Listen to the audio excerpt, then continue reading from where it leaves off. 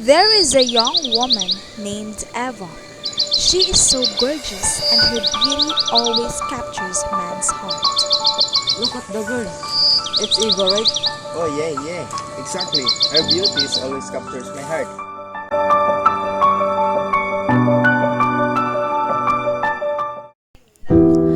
All of a sudden, she noticed that her beauty had fallen all apart on What her. happened to my face?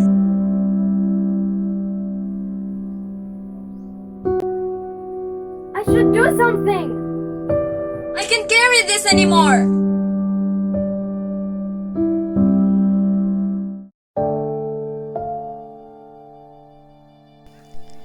She was tired of being the center of attention, of being under siege from man's long looks. At night, when insomnia stuck its pins into her eyes, she would have liked to be an ordinary woman without any special attraction. I wish I could just be an ordinary woman. It was no longer beauty. It was a sickness that had to be halted, that had to be cut off in some bold and radical way.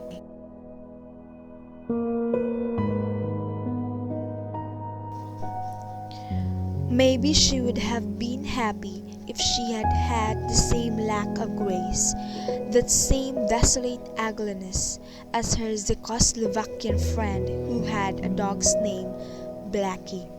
She would have been better off ugly, so that she could sleep peacefully like any other Christian.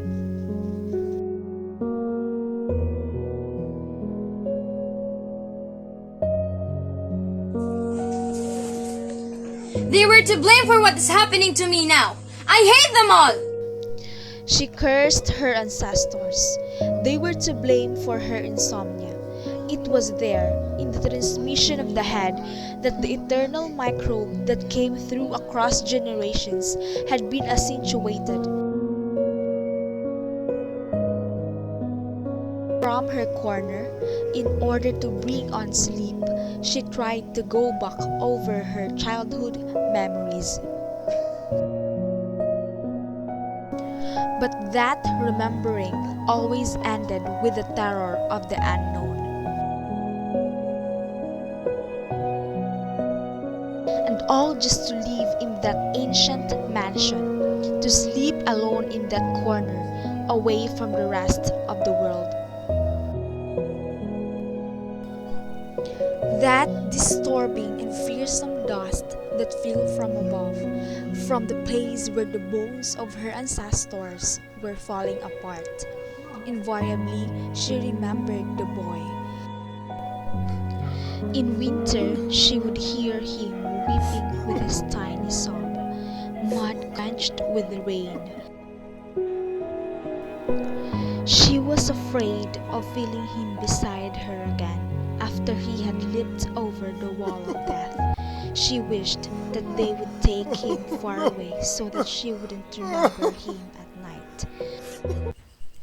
But now, in her new life, temporal and spaceless, she was more tranquil. She knew that outside her world there, everything would keep going on with the same rhythm as before.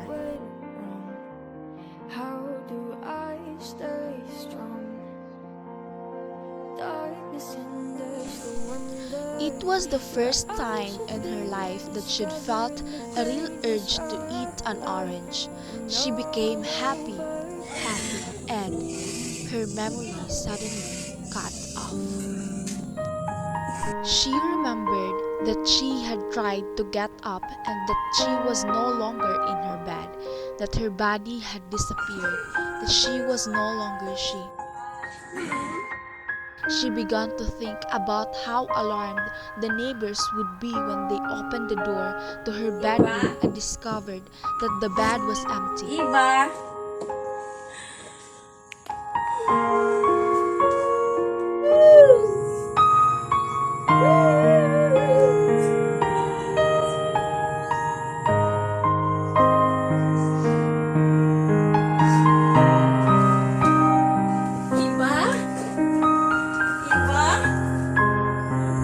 Iba? Iba? Iba? Iba?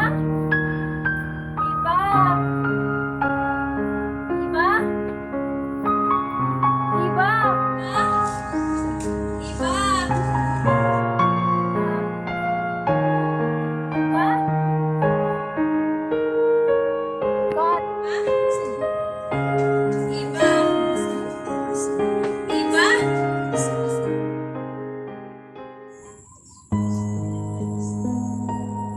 Oh, I remember the cat. Yes, there was someone in the house in whom she could reincarnate herself, the cat. She put her energy to work throughout the house in search of the cat, but the cat was nowhere to be found.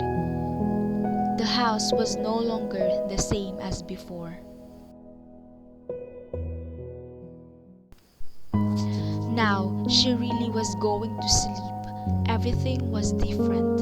Only then did she understand that 3,000 years had passed since the day she had a desire to eat the first orange.